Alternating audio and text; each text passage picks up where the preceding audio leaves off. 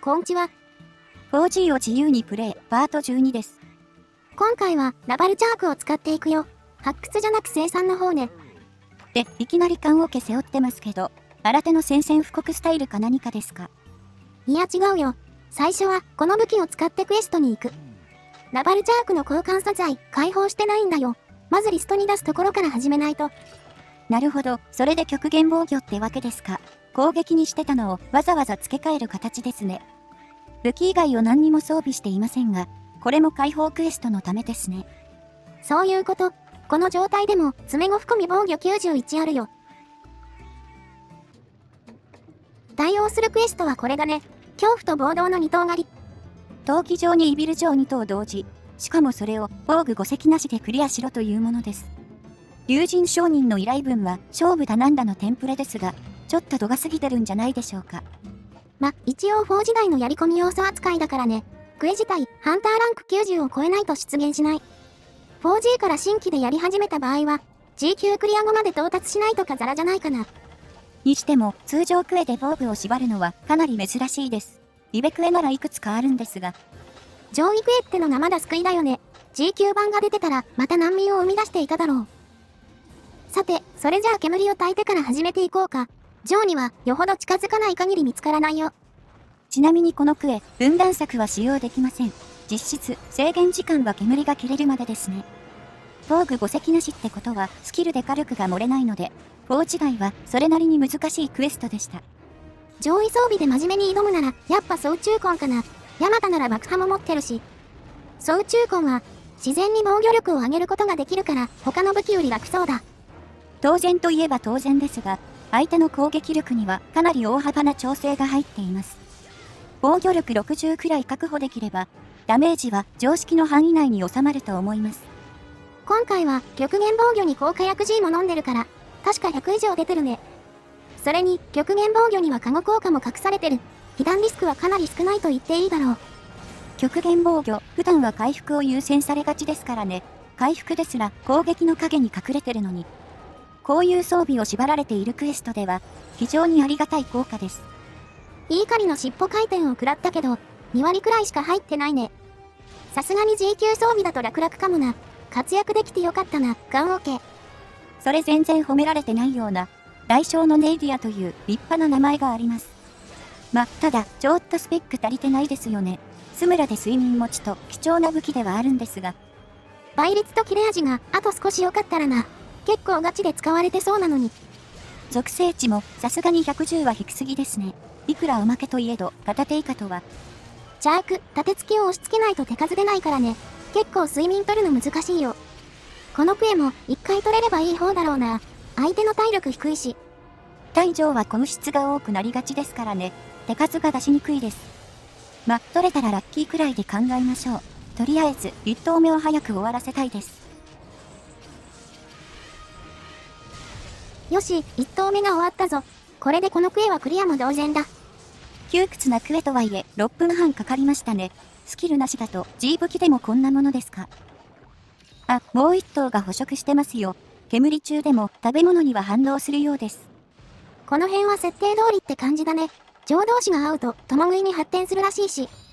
どうやら、こうして過剰に溜まった竜属性エネルギーが怒り食らう個体の強さの秘密らしい。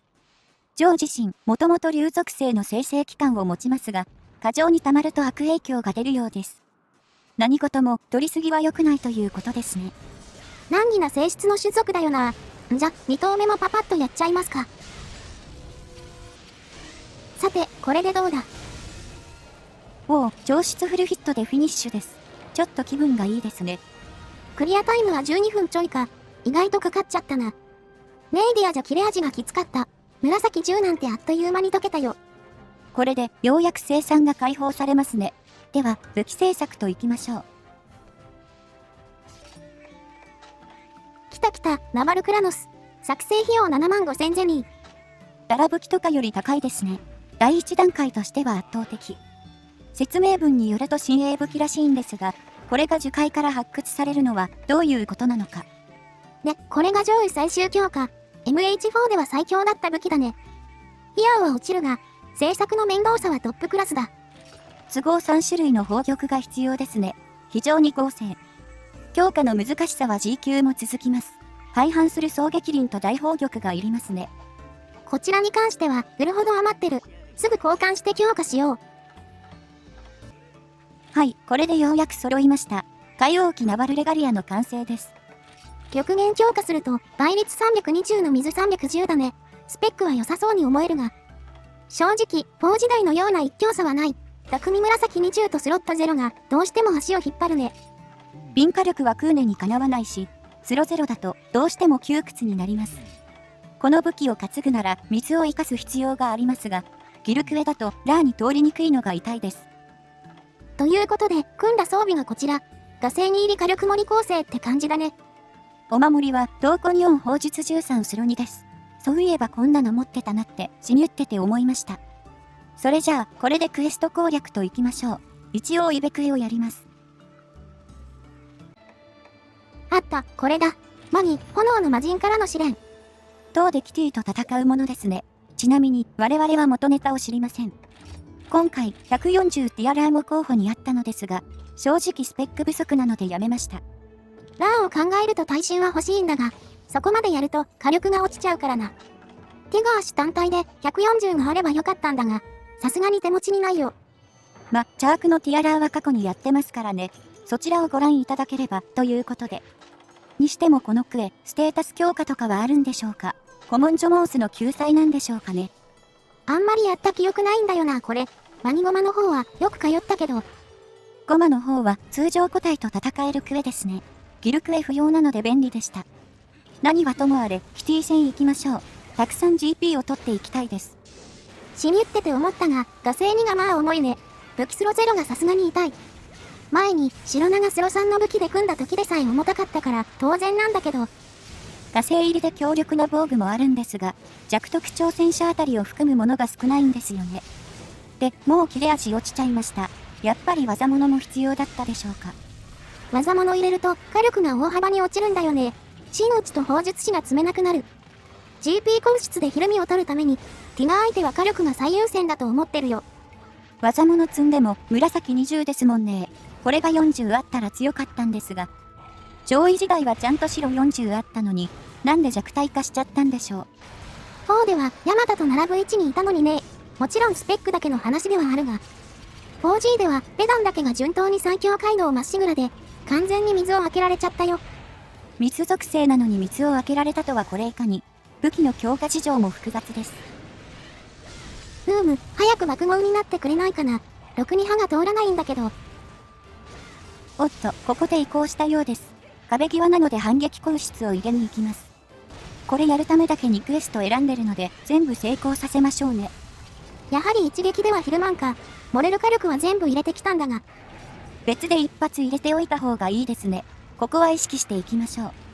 ちなみに、水は爆豪状態でようやく20通ります。超有効とは言えません。軸合わせの後は連続突進が来る。しっかり GP してスタンを狙うぞ。いい調子ですね。スタン中は一番柔らかい爪を狙います。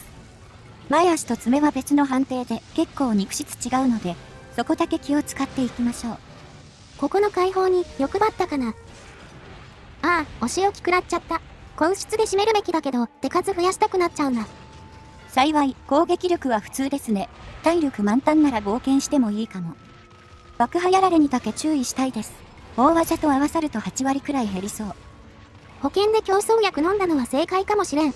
爆破やられ解除のコロリンにスタミナが使える。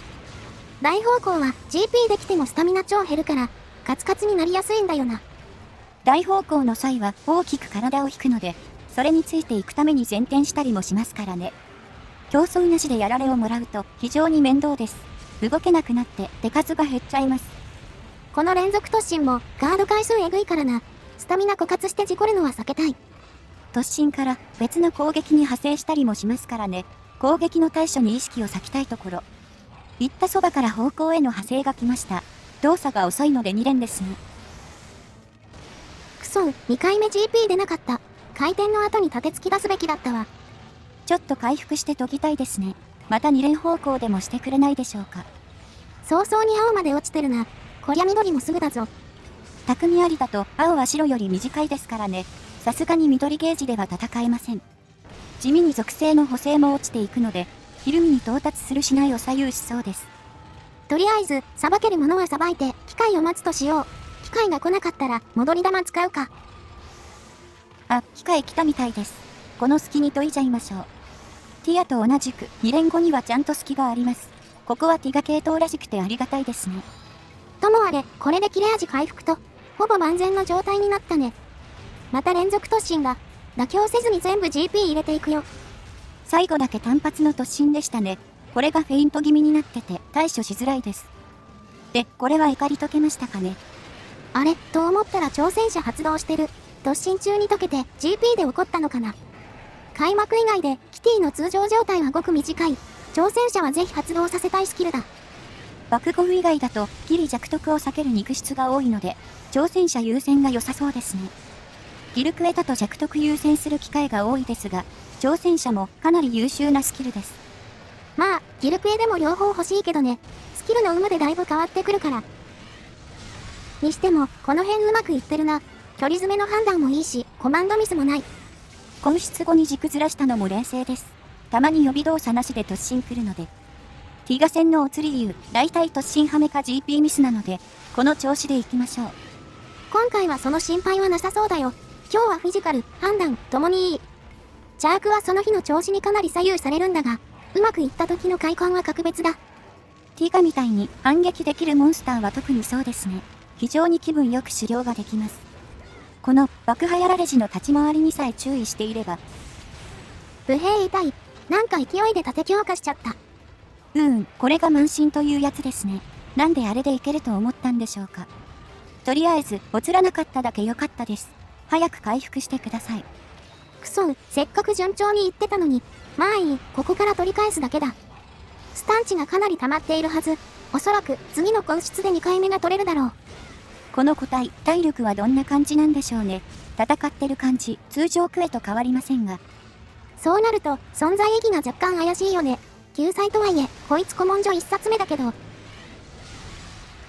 おっと、2回目のスタン来た。今度こそ締めは根出で行くぞ。先ほどの反省を生かしましょう。もう、大技は食らいたくありません。レオイ、なんで次のループ入ってんだ。反省はどうした？いかん、つい勢いと手癖で、削りたい欲求が出てしまった。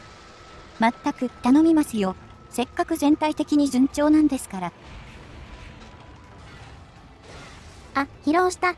これは大チャンス。肉質は通常時と同じなので柔らかくはないですが、とにかくコミドン面が大幅に弱体化しますね。この状態は頭か後ろ足を狙うようにしてます。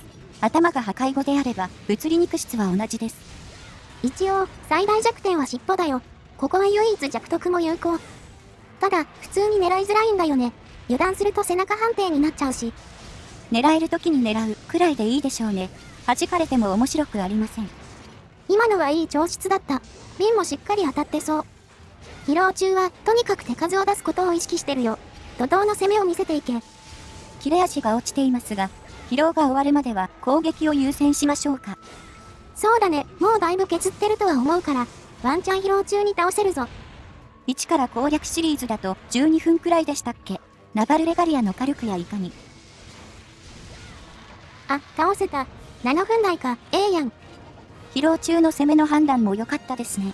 そのまま倒しきれました。総評としては予想通りの活躍ってとこですかね。良くも悪くも。そうだね、火力はまあまあなんだが、やっぱり切れ味が心もとない。おまけにそれを補うスロットもないからね。水弱点以外には担げないかな。